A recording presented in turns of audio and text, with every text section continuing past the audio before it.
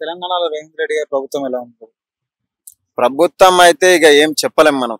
ప్రభుత్వం గురించి వేస్ట్. ఇక కావాలనే తెచ్చుకున్నాం, మనమే తెచ్చుకున్నాం, మనమే ఇప్పుడు మనకు తెలుస్తుంది కాబట్టి వేస్ట్. అది వేస్ట్ అంటే వేస్ట్. నేను కాంగ్రెస్ ప్రభుత్వానికి వేసిన ఆల్రెడీ. కాంగ్రెస్ వల్ల నేను చాలా వరకు మా విలేజ్ లో చాలా బద్నామ గిట్ట ఉన్నా, కానీ కాంగ్రెస్ ప్రభుత్వం నాకు ఆల్మోస్ట్ నాకు లైకే. కానీ ఇప్పుడు వేస్ట్. అది ఎందుకు వేస్ట్ అంటున్నారు? ఎందుకోసం? దేనికైనా పనికి రాకుండా చేస్తుర్రు. బస్సు ఫ్రీ పెట్టిరు, ఆటో వాళ్ళకి ఆగం చేసిర్రు. హైడ్రా తెచ్చిర్రు, చిన్న పిల్లలకు చూడకుండా, ఫ్యామిలీకి చూడకుండా, దేనికి చూడకుండా ఇది కూలగొడుతురు. రోడ్ల పరిస్థితి చూస్తే ఇప్పుడు ఎట్లా ఉండే, అప్పుడు మొత్తం ఫ్లేవర్లు అన్ని కేసీఆర్ ఉన్నప్పుడు మొత్తం కొన్ని ఫ్లవర్లు వచ్చినాయి.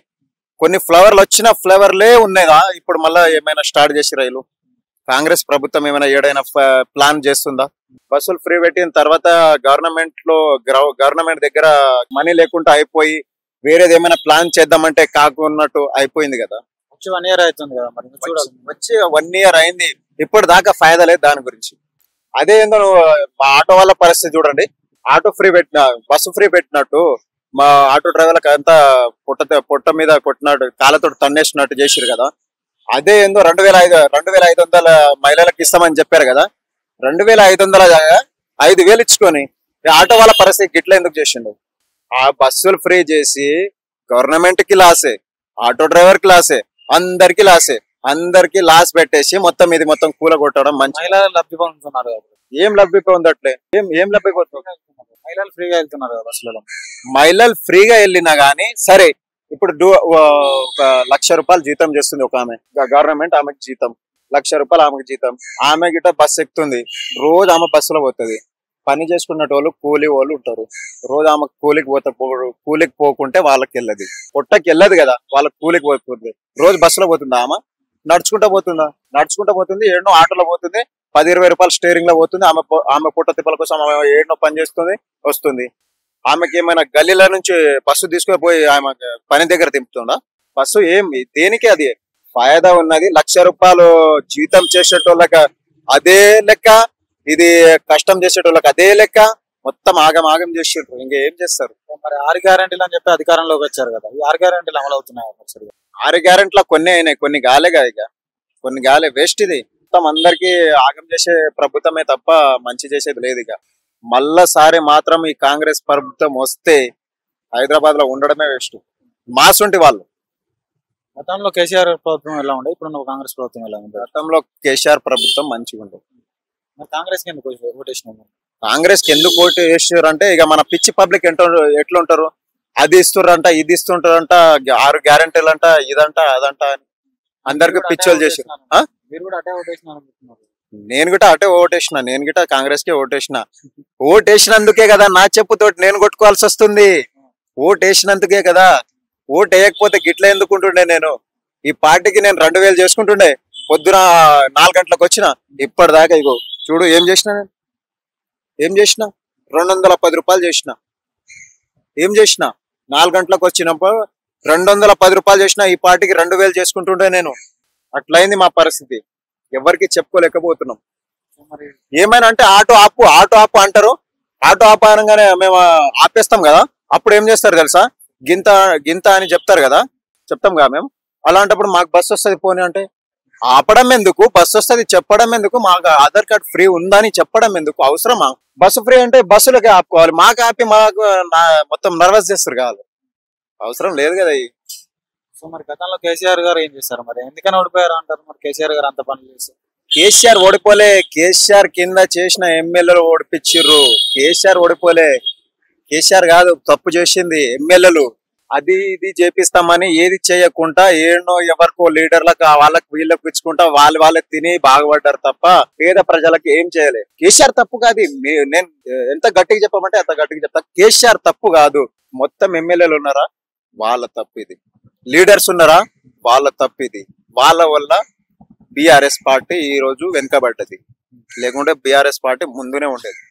అది రియల్ ఎస్టేట్ చేసి ఏడేడ భూమిలో ఏడేడ సర్వేలు మొత్తం కొంచెం తెలుసుకున్న దానికి నేను అది చెప్తా. ఏం చెప్తాడు ఇక? నల్ల అడవిల నుంచి తొక్కుకుంటా వచ్చినా. దేనికి తొక్కుకుంటా వచ్చినావు? నెక్స్ట్ సారి చూడు నిన్ను తొక్కి పడేస్తారు. నువ్వు తొక్కుకుంటా వచ్చినా అని చెప్తున్నావు కదా, నెక్స్ట్ సారి చూడు నువ్వు తొక్కిపోతావు. నువ్వు అసలు తెలంగాణలో ఉండే వేస్ట్. ఏడో ఆంధ్రలో ఉండి అది ఏమంటారు టీడీపీ పార్టీకి పాడు చేసి వచ్చినట్టు ఈడో వచ్చి పాడు చేస్తుండు. ఇంకేముంది చేసేది. తెలంగాణ తెలంగాణలో చూసుకున్నట్టయితే హైడ్రా అనేది హాట్ టాపిక్ గా మారింది కదా. సో హైడ్రా గురించి మీ అభిప్రాయం? సార్, హైడ్రా సిస్టమ్ మీద ఒక 30% బెనిఫిట్ ఉన్నమాట వాస్తవమే. అయినా 70% ఎకనామికల్ గా మిడిల్ క్లాస్ సిస్టమ్ లో ఉన్న పీపుల్ మాత్రమే సఫర్ అవుతుంది. ఒక 1000 కోట్లు ఉన్న వాడికి ఒక విల్లా గోల కొట్టిన వాడికి పెద్ద బాధ ఏం లేదు. ఒక 2 నెలలు 3 నెలలు వాడు సంపాదించుకుంటాడు. కానీ యావత్ జీవితం 20 సంవత్సరాల నుంచి 30 సంవత్సరాల నుంచి వాళ్ళు కూడబెట్టుకునే డబ్బులు కానివ్వండి, ఒక 20 ఏళ్ళకి ఈఎంఐ పెట్టుకుని వాళ్ళకి దగ్గర ఉన్నటువంటి ఫండింగ్ అంతా పెట్టుకొని ఉన్న వాళ్ళకి ఆల్టర్నేటివ్ చూపించాలి. రంగనాథ్ని ఏంటి సార్ ఇది మీ అన్ని గవర్నమెంట్ ఆఫీసర్స్ ఇచ్చినవే కదా, మమ్మల్ని ఎందుకంటే నీకు ఇచ్చిన తీసుకొని రాని మాట్లాడుతున్నాడు. రంగనాథ్ గారికి ధైర్యం ఉంటే ఆ ఇచ్చిన వాళ్ళని అధికారులని కట్టిన వాళ్ళని తీసుకొచ్చి వీళ్ళకి నష్టపరిహారం ఇప్పించి ఆ పనులు చేస్తే ఆయనకి సంతోషిస్తాం. బట్ కూలగొట్టడమే నా పని, విధ్వంసమైన ఎజెండా అన్న విధంగా వెళ్తున్నారు. దీనివల్ల కాంగ్రెస్ గవర్నమెంట్ కూడా చాలా భారీ డ్యామేజ్ అయితే జరుగుతుంది. ఈవెన్ మొన్న రైతు రుణమాఫీ కూడా సక్సెస్ అవ్వలేదు. అదే ఎంప్లాయ్ గా ఉన్న నా చుట్టూ ఉన్న కొలీగ్స్ వాళ్ళ ఫ్యామిలీస్ లో జరుగుతున్న డిస్కషన్ లో కూడా పల్లెటూళ్ళలో వాళ్ళలో కూడా ఎగ్నెస్ట్ గా అంటే సంతృప్తి స్థాయి ఇమ్మీడియట్ గా దిగిపోయింది విత్ ఇన్ 6 months లో. ఈ హైడ్రా సిస్టమ్ వల్ల ఇంకా చాలా ఈవెన్ సెక్రటరియట్ కూడా బఫర్ జోన్ లోనే ఉంది. దాన్ని కొలగొట్టే దమ్మ ఆయనకుందా? హైడ్రా కొంతకు చూసుకుంటే మంచిదే కదా. అంటే ఇప్పుడు మన చిన్న వర్షాలకే రోడ్లన్నీ నదుల్లో మారుతున్నాయి. సో చెరువుల్లో ఏంటంటే మనం చెరువులోకి మళ్ళించుకుంటే చెరువులో స్టోరేజ్ చేసుకోవచ్చు కాబట్టి. సార్ మీరు అన్నది వాస్తవం. నేను ముందే చెప్పాను 30% మాత్రం దీంతో బెనిఫిట్ ఉన్నమాట వాస్తవం. ఆయన బిల్డింగ్ కొలగొట్టారు, కొన్ని విల్లాస్ చూశారు. తిరిగి అక్కడ చెరువుగా దాన్ని మార్చగలిగే పరిస్థితి ఉన్న చోట ఆయన నిర్ణయాలు తీసుకోవాల్సింది ఫస్ట్.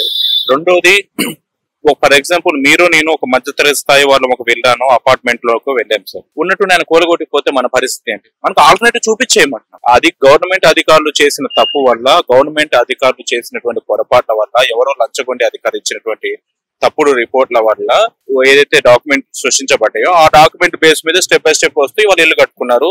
సెకండ్ హ్యాండ్ ఇళ్ళకి మళ్ళీ మనం పేమెంట్ చేసుకుని వెళ్ళాము. మరి మా పరిస్థితి ఏంటి అని అడుగుతుంది. తప్పు చేసిన అధికారుల మీద చర్యలు ఏంటి?